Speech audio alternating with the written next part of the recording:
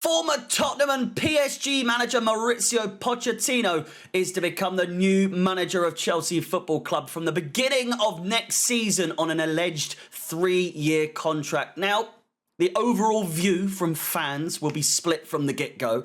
The fact of the matter is, it's been a long time coming. Rumours of the appointment has circulated for quite some time now. Don't forget, he was allegedly meant to be in attendance for the Arsenal game. Many worried that, with this time and how long it's taken, that maybe, just maybe, Pochettino had changed his mind.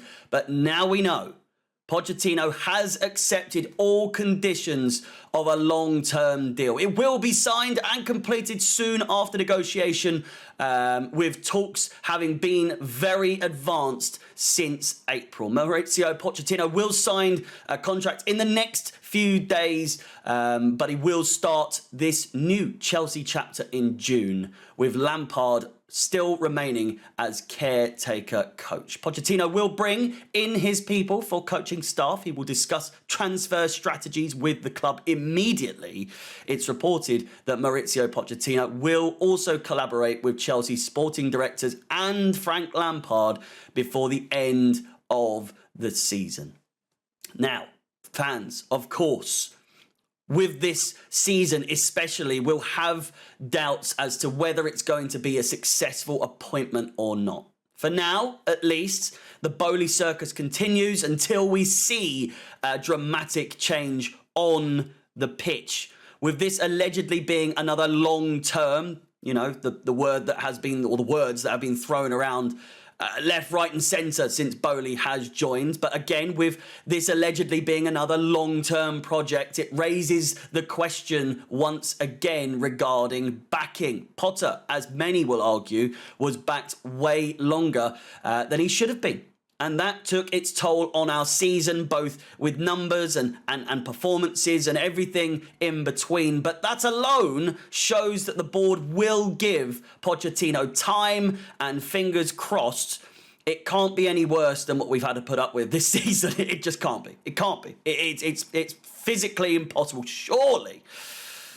The job's left to be done now regarding everything else, in relation to the Pochettino appointment now, is to complete an overhaul of players. Don't forget, we have Malo Gusto and Nkunku, Santos, Lukaku, Hudson-Odoi, Levi Colwill, and so many more players coming back into the team. That said, rumours are already circulating that Chelsea are working with Pochettino on recruitment, with the likes of Lautaro Martinez, Declan Rice, Emiliano Martinez and Alexis McAllister all being named as targets for next season. In terms of youngsters at the club currently, so your Carney Chukwuemeka's, your David Datro Fofana's, etc., Mauricio Pochettino told Chelsea in conversations that young talents have to play and they can't be stuck on the bench. For example, like I said, with what has happened to Carney Chukwuemeka, cannot happen again. So it's likely we will see plenty of players out on loan once again. Now, is with David Datro Fofana, a loan for him probably the best thing for him, unless we do sort of throw him in at the deep end. He's had he's had one game, maybe two appearances in total. Chukwuemeka is one that I feel like you could wean into the first 11. But there are a plethora of other players, your Lewis Halls, etc., that should probably go out on loan. But that doesn't really tackle the issue that we have regarding the copious amounts, the extensive amounts of loaned players that is ever the trend with Chelsea Football Club.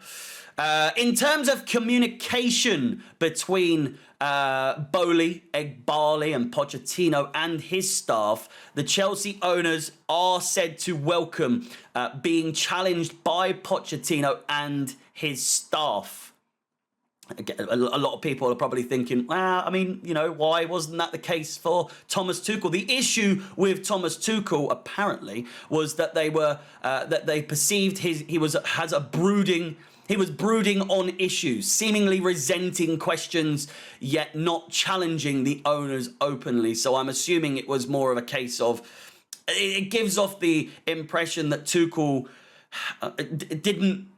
he couldn't sense a future at the club under the new owners.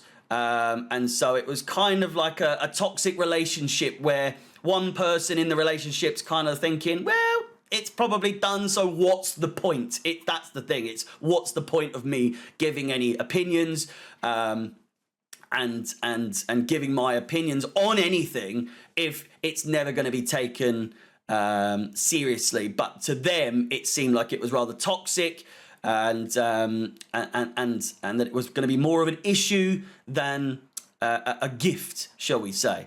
That whole situation still remains a debate with fans to this day. But if true, it shows that the board are willing to change for the better in terms of their communication, and that it isn't a case of their say is final sort of situation every single time, which a lot of people are starting or had started to believe was the problem at the club, is that Bowley and Ighbali, it was like they're even with lineups, a lot of people speculating that a lot of the lineups were down to Bowley, because surely Lampard isn't capable of putting out a stinker after stinker after stinker. If he knows football, surely, as bad as people might think he is as a manager, surely he isn't that dim that he can put so-and-so, Kante and Gallagher in the attacking positions. But it's not about that. But I'm just saying, it is their perception, their views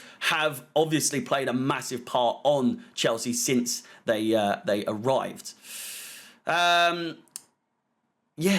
say is a final sort of situation every single time. That said, the words long-term remain ever present. Pochettino and Chelsea will make decisions together, and both of their thinking will be, let's think about the long term. For contract extensions, signings, players to be sold, and loan deals, etc. For me, it's all about pre-season. By all accounts, he will get the whole summer to get to know each player that he plans on keeping long term. The players that know they're leaving probably won't ever speak to Pochettino, because what would be the point? The appointment has raised a theory that it could help contract talks with N'Golo Conte, but with him now injured once again, I don't think anyone knows the scale, the length of the injury. But once again, I'm not sure what that means for the situation regarding his future, because he's injured once again, and that is the ever-present theme regarding Kante. He's been out for the majority of this season, and now he's injured again before the season's even over. And I know we've been running him into the ground with performances, but it has become a massive issue. Sources claiming that they have found, that they are fond of each other, or have a mutual appreciation, Pochettino and Kante. Other players that Pochettino is hopeful of persuading to stay include Mason Mount and one Romelu Lukaku. Whilst the Mount situation can absolutely be resolved in relation to views from the fans in relation to Mason Mount, what they think of him, the money situation, how long he plans to stay, etc. Lukaku is one that I think is too far gone for the majority, but with a small minority either willing to forgive or out of desperation, more so is what I think. With our lack of striking force, they will take these fans will take whatever they can at this point, and I don't really blame them, given that our top scorer has 7 goals this season. I'm not saying that he is the answer to our problems, but it's he's coming back. He's on the books already. We'll see. More on Lukaku, and Fabrizio has literally just tweeted this out as of, a few minutes ago. Chelsea plan to sign a new striker in the summer in any case, no matter what happens with Romelu Lukaku. That decision has been discussed with Maurizio Pochettino. Talks will continue regarding the best number 9 option. Plans on Lukaku will be made in June, so next month. No talks as of recent, or no talks in general, have taken place with Romelu Lukaku at this stage. And that's it. Personally, I'm just glad it's done. There's a few Chelsea headlines that have gone on for quite some time now, and don't seem to be getting a conclusion anytime soon. Your Mason Mounts and so on. But this one is finally over the line. I think it's now just a case of trying to identify what sort of immediate changes can be made for the better, whilst also appreciating that, again, given the current situation with this club, a full turnaround, and competing for the title next season shouldn't be an expectation. However, that said, let's not forget the great turnaround of the 2016-17 season. That's that. We move. I'm cautiously excited for what's to come. Be sure to subscribe, like, and hit the bell notification. We're so close to 190,000 subscribers here on Chelsea Fan TV. If you want to subscribe to my channel, I'm so close to 5,000 subscribers. That is youtube.com/ChelseaFansXI. But with that said, my name is Harry, up the Chelsea, and peace.